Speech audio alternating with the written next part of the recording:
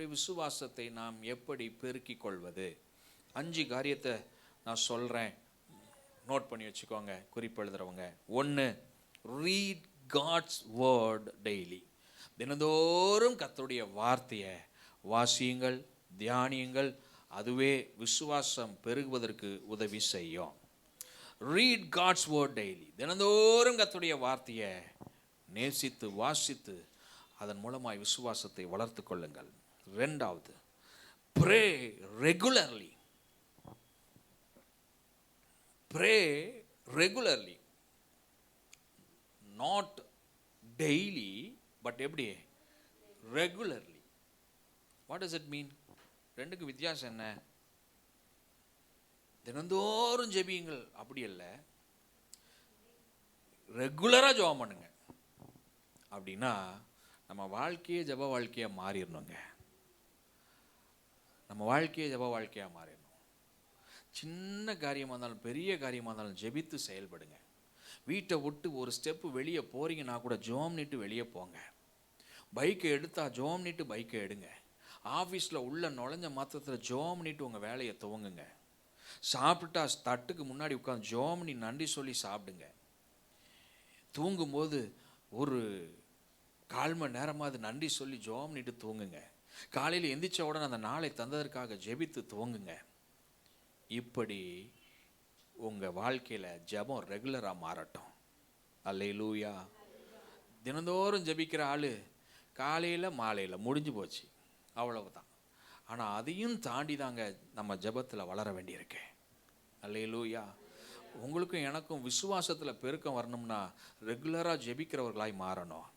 அப்படி இருந்தால் தான் நீங்கள் ஏதாவது ஒரு காரியமாக ஒரு அதிகாரியை போய் ஒரு அலுவலகத்தில் நின்னா கூட நீங்கள் ரெகுலராக ஜெபிக்கிற ஆளாக இருந்தீங்கன்னா அந்த அதிகாரிக்கு முன்னாடி நின்று கூட இருதயத்தில் தேவனோட ஜெபம் பண்ணிட்டு இருப்பீங்க. அங்கே தேவன் கிரியை செய்வார்.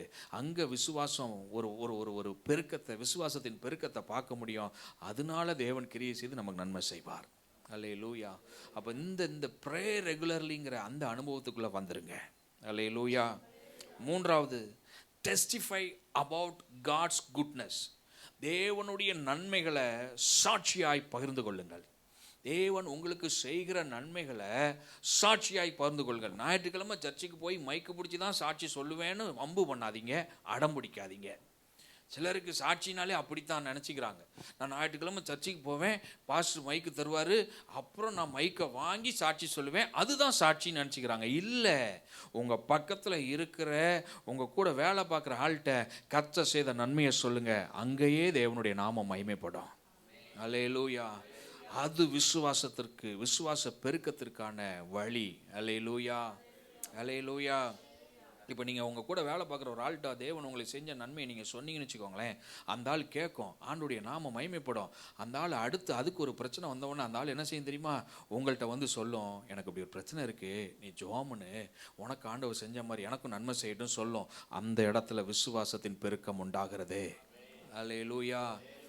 ஸோ அதனால கர்த்தர் செய்த நன்மைகளை சாட்சியாய் பகிர்ந்து கொள்ளுங்கள். 4வது, trust God even in difficulties.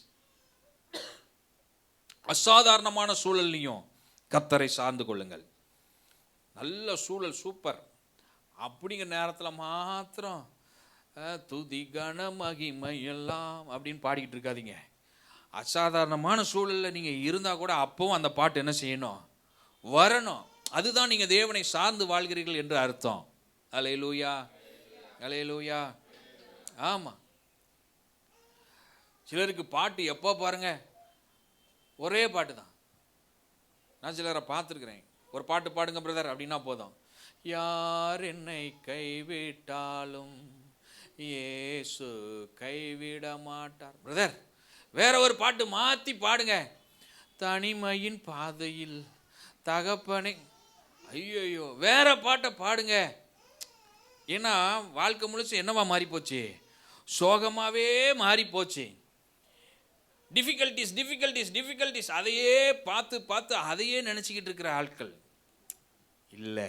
அது மாதிரி நேரத்தில் கூட கர்த்தாவே உம்மை நம்பினவர் வெட்கம் அடைவதில்லை, உமக்காக காத்திருப்போ சோர்ந்து போவதில்லை. அல்லேலூயா. இப்படி பாடி பழகுங்க. அதுதான் கர்த்தர் மேலே நீங்கள் எவ்வளோ விசுவாசம் வச்சுருக்கீங்கிறத வெளிப்படுத்தும். அல்லேலூயா. ஆம்.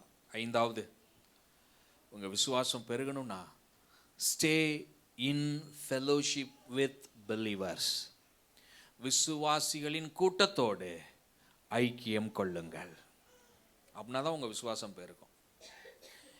தனிச்சு நிற்காதீங்க, விசுவாசிகளுடைய கூட்டத்தில் இருந்து பழகுங்க. அல்லேலூயா. உங்களை நீங்களை தனிமைப்படுத்தாதீங்க, உங்களை நீங்கள் தனிச்சு வைக்காதீங்க. அப்படி ஒரு இதுக்கு நீங்கள் போவே கூடாது. அப்படி போயிட்டா உங்களுக்குள்ளே இருக்கிற விசுவாசம் அது வளராது, சோர்வு உண்டாயிடும். அப்போ இந்த விசுவாசிகளுடைய கூட்டத்துக்குள்ளே இருந்துக்கிட்டே இருக்கும்போது நமக்குள்ள விசுவாசத்தின் பெருக்கம் என்ன செய்யுது? உண்டாகிறது. அல்லேலூயா. இந்த 5 காரியத்தை கடைபிடித்தா நம்ம வாழ்க்கையில் விசுவாசத்தின் பெருக்கம் உண்டாகும். கர்த்தர் நம்மளை ஆசீர்வதிப்பார். 1, reads God's word daily. 2, pray regularly. 3, testify about God's goodness.